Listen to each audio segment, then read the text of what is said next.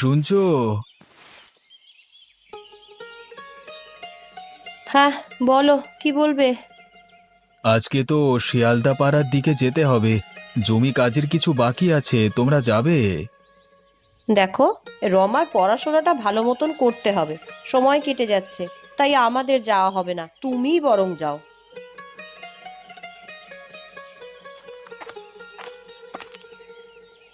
মা, ও মা, আমি অনেক পড়াশোনা করতে চাই।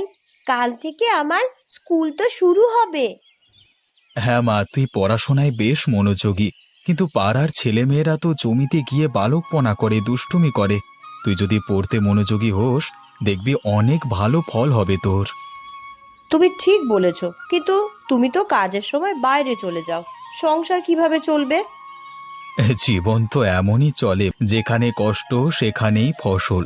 তুমি আর রমা ভালো থাকলেই তো আমি শান্তি পাবো। বাবা, আমি পড়াশোনায় আরো মন দেব, আর ঠিক মতন রেজাল্ট করব, তারপর চাকরি করব, আমাদের অনেক টাকা হবে। তোকে নিয়ে আমার অনেক স্বপ্ন রে মা। তুই বড় হবি, গ্রামের মুখ উজ্জ্বল করবি। পড়াশোনা করলেই তো একদিনে বড় হবি না। যেদিন হবি সেদিন আর সবাই বলবে কি সুন্দর কাজ করলি, মনে রাখবি তো? হ্যাঁ বাবা, আমি জানি, আমার মনে থাকবে। আমার লক্ষ্মী মেয়ে। নীলিমা, আমাকে একটু জল দাও, বড্ড তেষ্টা পেয়েছে গো। হ্যাঁ, এ দিচ্ছি গো। আচ্ছা রমা, তুমি বড় হয়ে কি হতে চাও? আমি ডাক্তার হতে চাই বাবা, গ্রামে চিকিৎসা করব, অনেক মানুষ বিনা চিকিৎসায় আর মরবে না, আমি তাদের পাশে থাকতে চাই।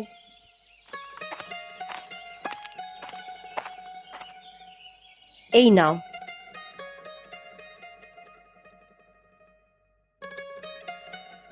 এবার আসি। সাবধানে যাও, কেমন? কিছু চিন্তা করো না, তুমি এত ভয় পেও না। ভয় পাওয়ার কিছু নেই।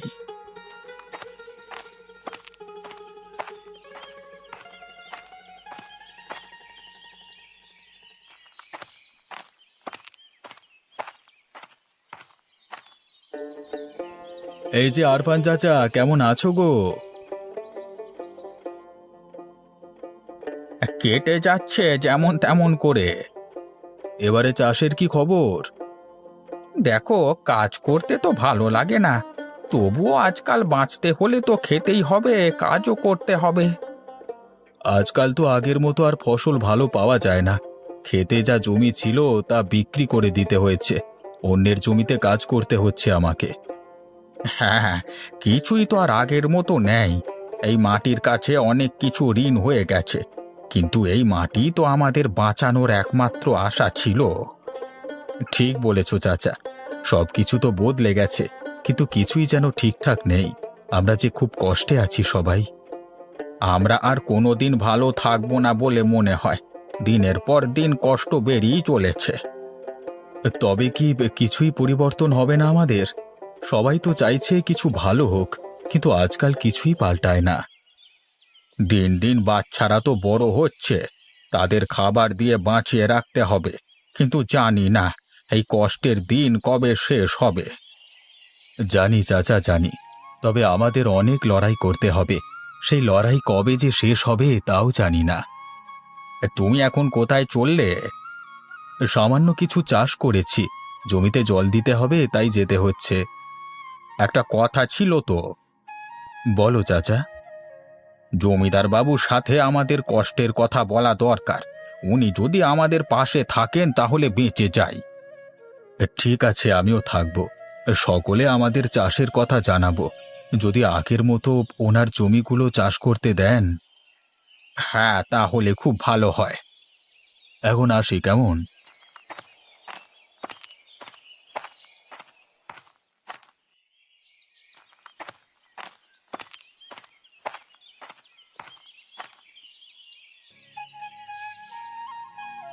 ও মা, মা, আমার পরীক্ষা শেষ হয়ে গেছে। বাহ, খুব ভালো। তা পরীক্ষা কেমন হলো রে? খুব ভালো হয়েছে, সব প্রশ্নের উত্তর লিখেছি আমি। তাহলে বাড়ি গিয়ে বরং ভাত খেয়ে নিস, তোর জন্য ভাত বাড়া আছে। মা, তুমি এগুলো মাথায় নিয়ে কোথায় যাবে? ও পাড়ায় একজনের বাড়িতে দিতে যাব। কেন? এগুলো দিলে কিছু টাকা পাবো মা। আমরা খুব গরিব, তাই না মা? তাই তোমাকে এত পরিশ্রম করতে হচ্ছে। এই ধান ক্ষেতগুলো একসময় আমাদের পরিবারকে অনেক কিছু দিয়েছে রে। এখন কিছুই নেই। একসময় তো আবাদি জমি ছিল, এখন দেখ তো কি হয়েছে। মা, আমরা তো খেতে পাচ্ছি না কিছু, খুব কষ্ট আমাদের, তাই না? অর্থের অভাব কি জানিস রমা? কিভাবে স্কুলে পাঠাবো রে তোকে, আর কিভাবেই আমাদের জমির খরচ চালাবো, সবকিছুই যেন হারিয়ে যাচ্ছে। হ্যাঁ গো, তবে কি আমাদের একটুও ভালো দিন আসবে না? আমাদের তো কিছুই বাঁচিয়ে রাখতে পারছি না।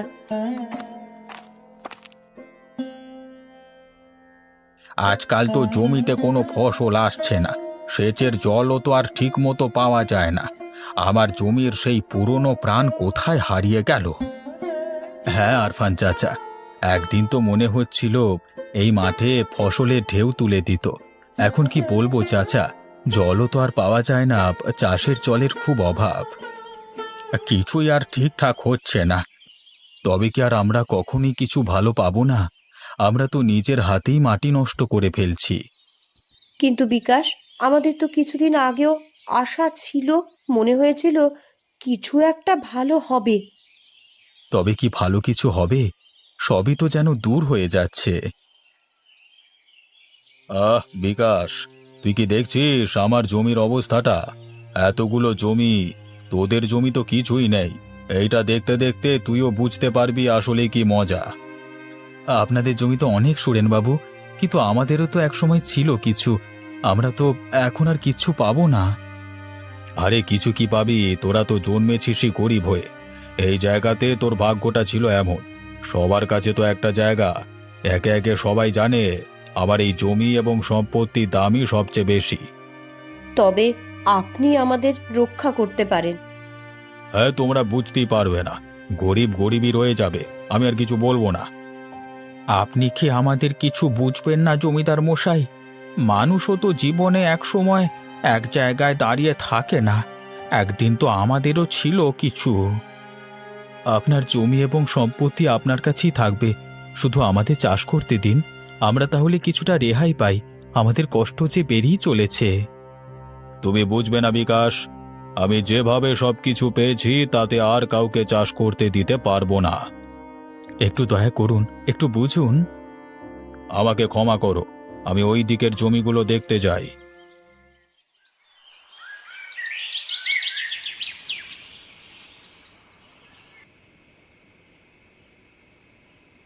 কি বলবো নীলিমা, আর কতদিন এইভাবে বাঁচবো? আমার কাছে তো কিছুই আর নেই। সেই ছোট ছোট দিনের সুখও কোথায় হারিয়ে গেছে।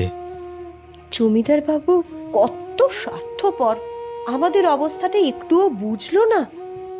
ধনী লোকেরা গরিবদের পেছনে লাথি মারে এইভাবেই।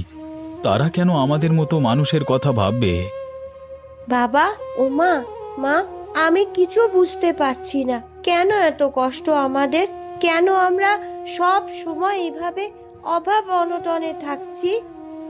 রমা, তুই তো আমাদের ভবিষ্যৎ, কিন্তু তুই যদি জানিস একদিন তোর জন্য আমরা কিচ্ছু করতে পারিনি, তাহলে কেমন লাগবে? তুমি কি জানো নীলিমা, রমার স্কুল ফি দেওয়ার জন্য আমাদের কাছে একটা টাকাও নেই। ওর ভবিষ্যতের কথা ভাবতে গেলেও বুক চেপে ধরে থাকতে হয়।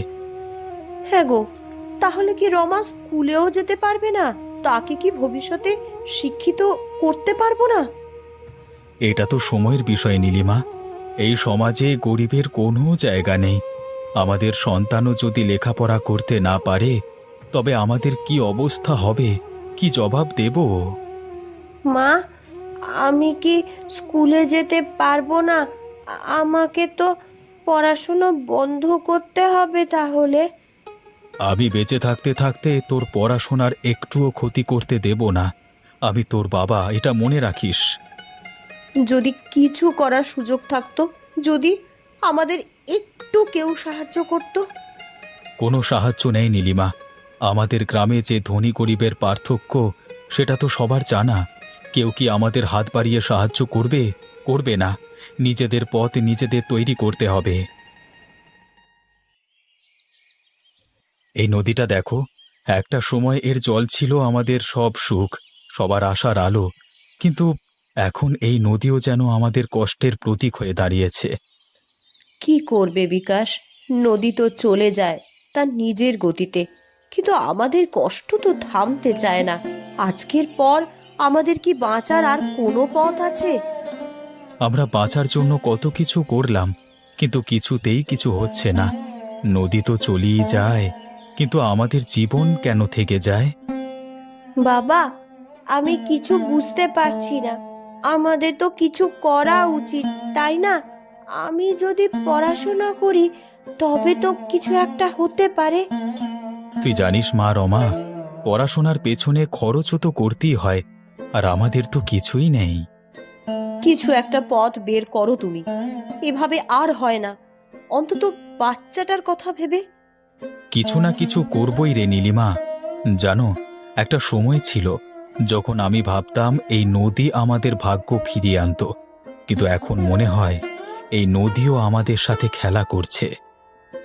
ঠিকই বলেছ বিকাশ, কেমন যেন শ্মশান হয়ে গেছে সবকিছু। এক সময় এখানে আমরা জমি চাষ করতাম, জল নিয়ে আসতাম, কিন্তু আজকাল একই ঘরে কিছুই নেই। খরচ বাড়ছে আর জীবন তো বড্ড কঠিন হয়ে যাচ্ছে। তুমিও বুঝতে পারছো আরফান চাচা, আমাদের পেছনে আর কেউ নেই। একসময় কষ্ট হলেও কিছু আশা ছিল, কিন্তু এখন তো আশা নিরাশার মাঝামাঝি যেন আটকে পড়েছি।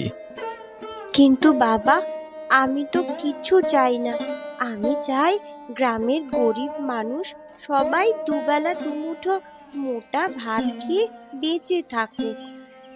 একদম ঠিক বলেছিস, এটা তো আমরাও চাই।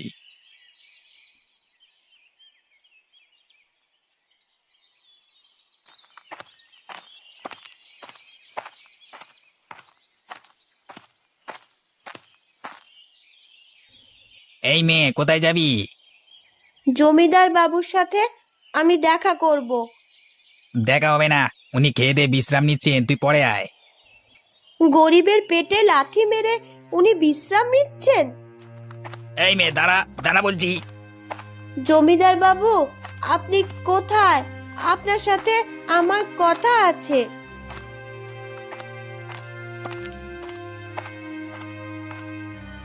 দারোয়ান, ওকে ছেড়ে দাও। তুমি কি বলতে চাও বলো।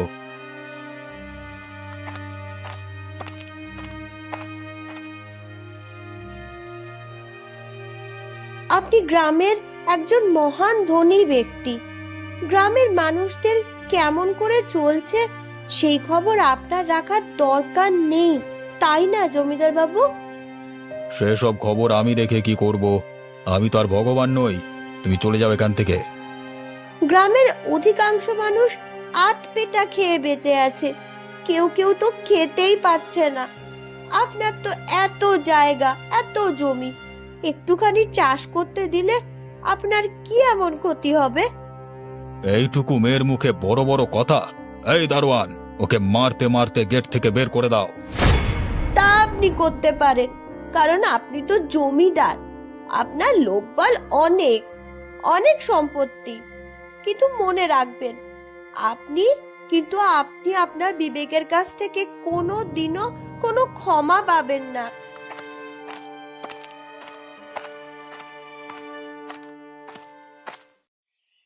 এখন আর কিছুই ভেবো না নীলিমা। এই জীবনটা আর যন্ত্রণা সহ্য করবার মতো নেই। কখনো মনে হয় এসব কিছুই যে হওয়ার ছিল না। তুমি কি সত্যিই মনে করো যে আমাদের জীবনের শেষ এইভাবেই হয়ে যাবে? কি হবে? আমরা কোথায় যাব? কোথায় যাব নীলিমা আমি জানি না, শুধু মনে হয় শেষ হয়ে গেছে, কিছুই বদলাবে না। বাবা, আমি কিছু করতে চাই। আমাকে কিছু করতেই হবে। তুই তুই আর কি করবি? তুই তো খুব ছোট রে মা। কালকে দুপুরে তুই কোথায় গিয়েছিলিস? কি রে, উত্তর দে। আমার পক্ষে যেটা করার আমি করেছি। মানে কি করেছিস সেটা ঠিক একদিন বুঝতে পারবে। রূপকথার মতো কথা বলছিস রমা। পড়াশোনা ছাড়া তোর আর কোনো কাজ থাকতে পারে না। এই ক্ষুদ্র সংসারে তুই কি জানিস কত কষ্টে দিন কাটাতে হয়? অসহায় মানুষের কান্নার শব্দ শোনা যায় না, পেটের খিদের শব্দ এখন চারিদিকে ছড়িয়ে পড়েছে। তুমি জানো নীলিমা, আমরা জীবনে অনেক কিছু চেয়েছি কিন্তু কিছুই পাইনি, না টাকার জন্য না সুখের জন্য। আপনি আপনি জমিদার বাবু এমন সময় আমার বাড়িতে? ক্ষমা চাইতে এলাম। ছি ছি, এরকম বলে আমাদের অপরাধী করবেন না। বিকাশ, আমার অনেক বড় ভুল হয়ে গেছে। তুমি কেন এত চিন্তা করছো? জীবন তো এরকমই। আমি তো জানি তুমি একটু অসুবিধায় আছো, কিন্তু আমি সাহায্য করতে পারি, তুমি চিন্তা করো না। সুরেনবাবু, আপনার সাহায্য আমাদের কাছে প্রাণ। আপনার সাহায্য আমাদের মনের ক্ষত মুছে দেবে। তুমি যদি সাহায্য না চাও তবে আমি খুব কষ্ট পাবো।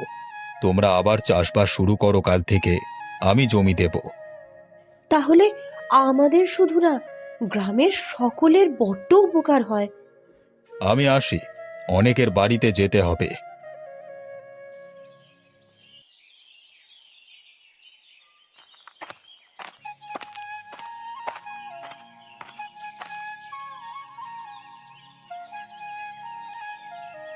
এতদিন পর একটু শান্তি ফিরে পেলাম আরফান চাচা। যেন স্বস্তির নিঃশ্বাস ফেলতে পারছি বিকাশ ভাই। আমার গ্রামের সুরেনবাবু বাইরে কঠোর আর ভেতরটা কত নরম। আমাদের মতো গরিব মানুষদের কষ্ট বোঝেন। তাহলে সেদিন আমাদের এত অপমানজনক কথা বলেছিল কেন জানি না। আমার মনে হয় আমাদের পরখ করে দেখছিল আমরা চাষ করে ফসল ফলাতে পারি কিনা। তাই হবে হয়তো। তোমরা চলে এসো, অনেক বেলা হয়ে গেল। জল মুড়ি খেয়ে আবার চাষে লাগবে খন।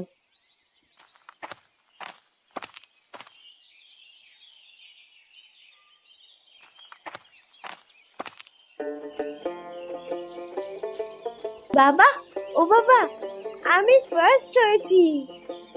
আরফান চাচা, দেখলে আমার রমামা ফার্স্ট হয়েছে। কার মেয়ে দেখতে হবে তো। আমি আসছি এখন। ঠিক আছে মা, সাবধানে যা।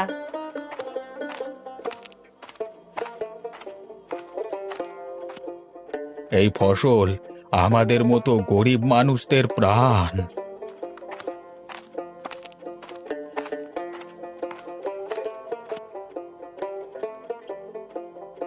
কি বিকাশ, কি করছো? আমাকে এই চিনেছিলে? আমি জানি আজকের দিনে জীবনটা অনেক কঠিন, কিন্তু তুমি জানো আমি তোমাদের সাহায্য করবার চেষ্টা করেছি। তবে আমার চোখ খুলে দিয়েছে তোমারই মেয়ে।